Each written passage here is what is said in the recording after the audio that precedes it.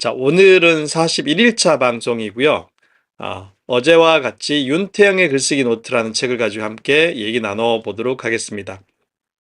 자, 윤태영의 글쓰기 노트는 10년 전 나온 책이지만 제가 개인적으로 보기엔 굉장히 글쓰기에 도움이 많이 되는 책이어서 혹시 기회가 되면 여러분들도 함께 사서 읽어보시면 좋을 것 같습니다.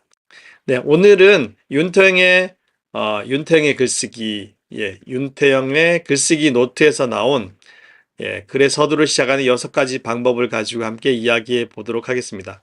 사실 가장 쓰기 힘든 게 글을 시작하는 건데, 일단 시작이라도 하면 이제 뭐라도 쓸 수 있는데, 시작하기가 어려울 때 여러분들이 참고하시면 좋을 것 같아가지고, 한 6가지 정도로 정리를 해왔습니다. 함께 살펴보겠습니다. 자, 첫 번째는 뭐냐면요. 핵심 메시지를 그냥 전달하는 겁니다. 진짜 내가 하고 싶은 이야기를 가장 서두에 2알씩으로 배치를 하는 거죠. 네, 돌돌 집사님 반갑습니다. 좋은 아침입니다. 자, 이렇게 시작하는 거죠. 우리의 민주주의는 아직 갈 길이 멀었다. 나는 이 나라가 싫다. 사람들의 이기심이 싫다. 자, 이렇게 전체 글을 통해서 표현하려던 핵심 메시지를 서두에 쓰는 겁니다. 독자들에게 강한 인상을 줄 수 있죠. 이건 만고불변의 서두로 시작하는 그런 만고불변의 법칙까지는 아닐지라도 굉장히 많은 사람들이 추천하는 방식이죠. 부연 설명이 필요할 것 같지는 않은데요.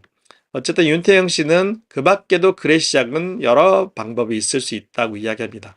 사람들의 시선을 붙잡아 두기 위해서는 강렬하고 자극적인 시작일 필요가 있다. 독자가 고개를 끄덕일 정도로 공감이 되는 시작도 좋다. 물론 취향이다. 시작은 밋밋하되 점차 흥미와 긴장을 더해갈 수도 있다. 아무래도 노련하게 글을 쓰는 사람의 영역일 것이다. 시작의 몇 가지 방법을 살펴보자. 그러면서 한 5가지 정도를 추가로 독자들에게 제시를 하고 있습니다. 매번 같은 방법으로 하는 것보다는 조금씩 다르게 글을 시작하는 것도 굉장히 좋은 방법이 될 것 같아요. 네, 하다님 안녕하세요. 좋은 아침입니다. 네. 자, 그래서 제시하는 방법이 이거죠. 일단 의문형, 반문으로 시작하는 겁니다. 제가 글 시작할 때 같은 내용보다는 평서문보다는 질문으로 시작하는 게 되게 좋다고 말씀을 드렸는데, 왜냐하면 읽는 사람들의 흥미를 자극할 수 있으니까요. 그래서 이 윤태영 작가도 똑같은 얘기를 하고 있습니다. 당신은 안녕하십니까? 민주주의를 아십니까? 4월 2일 오전 10시 취임 후 처음으로 국회 국정연설을 위해 본회의장으로 들어서는 대통령은 머릿속으로 무슨 생각을 하고 있었을까? 이런 식으로 반문 또는 질문을 던지면 어쨌든 사람의 뇌는 반응한다고 여러분들께 말씀을 일찌감치 드린 바 있습니다. 자, 3번째 방법은 뭘까요? 공감형입니다. 나이 50이 되니 몸이 구석구석 쑤신다. 이거 예, 저 같은 사람 굉장히 공감할 수밖에 없는 내용인데요. 여러분, 저랑 비슷한 나이 있으신 분들 아마 굉장히 공감하실 거라고 생각합니다. 어디 그뿐인가요? 눈도 침침해지고요. 새벽에 화장실도 자주 가게 되고, 아무튼 그런 어떤 노화로 인한 몸의 변화들, 증상들이 나타나죠. 그럴 때 나이 들었음을 새삼 느끼게 되는데 아마 이런 식으로 공감할 수 있는 이야기로 시작을 하면 사실은 어떤 글이든 처음에 서두로 몰입을 이끄는데 굉장히 좋은 방법일 것 같아요. 오늘도 나는 만원 지하철을 탄다. 자, 오늘 직장 출근하시는 분들은 굉장히 공감하시겠죠? 버스든 지하철이든 오늘도 나는 만원 지하철을 탄다. 이 말 한마디로 굉장히 많은 분들의 공감을 얻으실 수 있을 것 같아요. 자, 그 다음 4번째는 자극형입니다. 그는 비참하게 죽었다. 이제 한반도는 사람이 살 곳이 아니다. 이렇게 굉장히 자극적인 문구로 시작을 하면 도대체 이게 무슨 얘기지?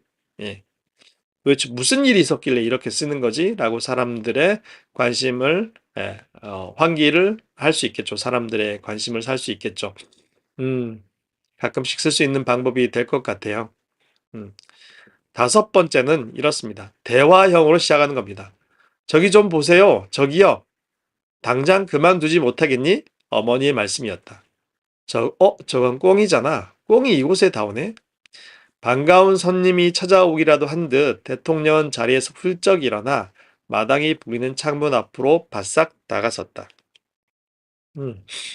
이거는 이제 정치인들이나 정치 얘기가 나오는 이유는, 자주 나오는 이유는 이 윤태영 작가가 대통령 연설문을 쓰던 분이시기 때문에 자연스러운 어떤 예시인 것 같고요. 오해 없으시기 바랍니다. 어쨌든 이런 식으로, 예, 말을 걸듯이, 예, 말문을 트듯이 보통 아이스 브레이킹이라고 하죠. 예, 그리고 이렇게 큰 따옴표에 있는 그런 어떤 말을 따온, 사람들의 말을 따온 문장은 사실 질문만큼이나 매력적이고 또 사람들이 관심을 가질 만한 글쓰기의 시작 방법이 되겠습니다. 자, 마지막 6번째로 결론형. 음, 나는 이 나라가 싫다. 이유를 설명하겠다.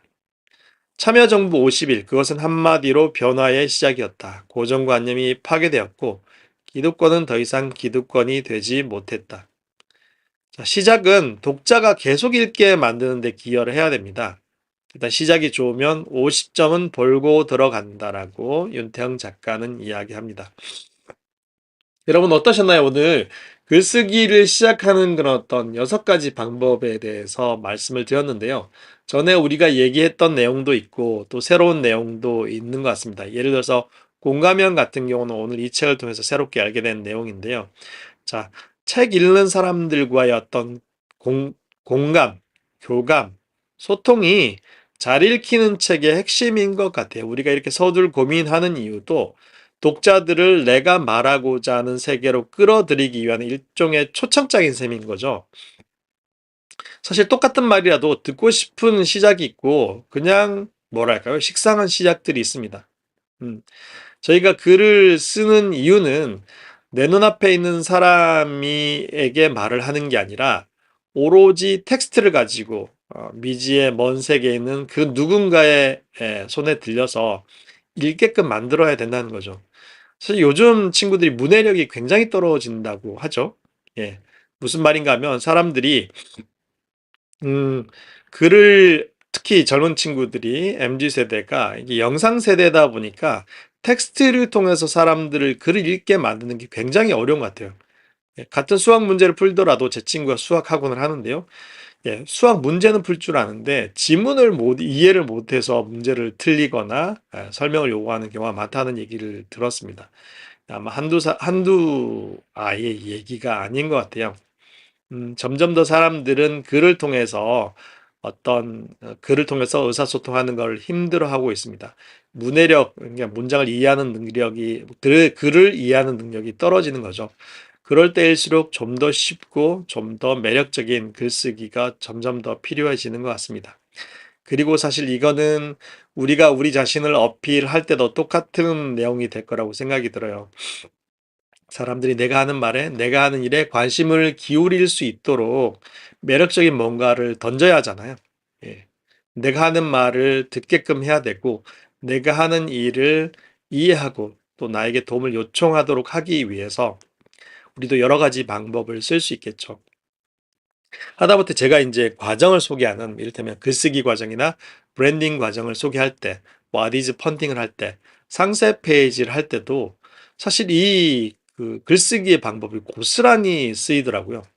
왜냐하면 상세 페이지에도 첫 글에 와디즈 펀딩에서도 첫 문장에서부터 사람들이 매력을 느끼게끔 해야 되니까. 예. 굉장히 많은 사람들이 그거를 연구를 하고 있습니다. 음, 결국 글이 텍스트 형태일 뿐이지 어떤 형태로든 하다못해 저기 유튜브를 하더라도 이 서두의 핵심 내용들을 가져다 두는 경우가 많죠. 왜냐하면 그걸 통해서 매력을 느껴야 그 다음 그런 영상에까지 사람들이 가닿기 때문입니다. 그걸 보려고 하는 마음이 들기 때문인 거죠. 그래서 유튜브도 그냥 보지 마시고 정말 내가 클릭했던 이유가 뭔가, 제목 때문인가, 사진 때문인가, 아니면 첫 장면 때문인가, 이런 것들 고민해 보시면 오늘 말씀드린 6가지 외에도 새로운 방법들을 추구할 수 있을 것 같습니다. 이런 다양한 그런 글쓰기, 시작하는 그런 글쓰기 방법을 다양하게 가진 사람들이 글을 잘 쓰는 사람인 것 같아요. 네. 무기도 여러 가지 있는 사람이, 여러 가지를 들고 싸우는 사람이 유리할 수 있으니까요. 자, 오늘은 글의 서두를 시작하는 6가지 방법에 대해서 알아봤습니다. 첫 번째가 핵심 메시지, 두 번째가 반문 또는 의문형으로 시작하는 거, 세 번째가 공감으로 시작하는 거, 네 번째가 자극형, 다섯 번째가 대화형, 여섯 번째가 결론형입니다. 음. 여러분들 만약에 오늘 글을 쓰신다면 어떤 그런 방법으로 글을 시작하실지 궁금합니다. 오늘 제가 하는 강의만 듣지 마시고 매일매일 글을 써보면서 아마 이 수업이 계속되면 마지막에는 여러분들이 쓰신 글들을 직접 보면서 같이 입문해 보는 시간도 함께 마련해 보았으면 합니다.